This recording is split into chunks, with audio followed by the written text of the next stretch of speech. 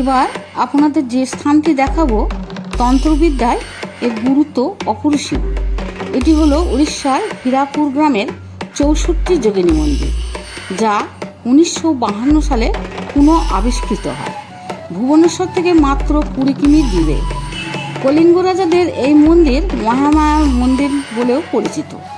বিশ্বাস করা হয় এটি ভারতবর্ষের মাটিতে নির্মিত সর্বপ্রথম 64 যোগিনী মন্দির, যা 864 সিঁড়িতে ভূমা ডাইনেস্টির রানী হীরাদেবী কর্তৃক নির্মিত।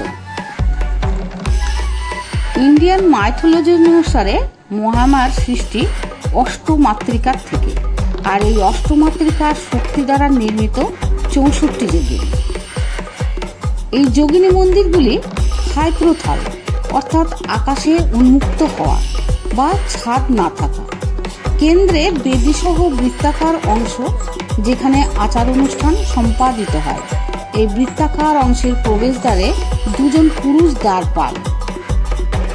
মন্দিরটি বেলে পাথরের খণ্ড দিয়ে তৈরি, যার দেওয়ালে 7টি কুলুঙ্গি আছে, যার মাঝে কালো পাথর দ্বারা নির্মিত একটি করে যোগিনী মূর্তি আছে।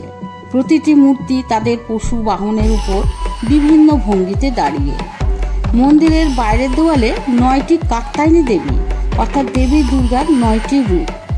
ভারতবর্ষে এইরূপ 64 যোগিনী মন্দির কোথায় কোথায় আছে জানতে চাইলে আপনারা কমেন্ট বক্সে এস বলে কমেন্ট করুন। আর পুজোতে বেড়ানোর তালিকায় পুরীর সাথে সাথে ভুবনেশ্বর ও কটক রাখতে চাইলে আমার পরের ব্লগে নজর রাখুন।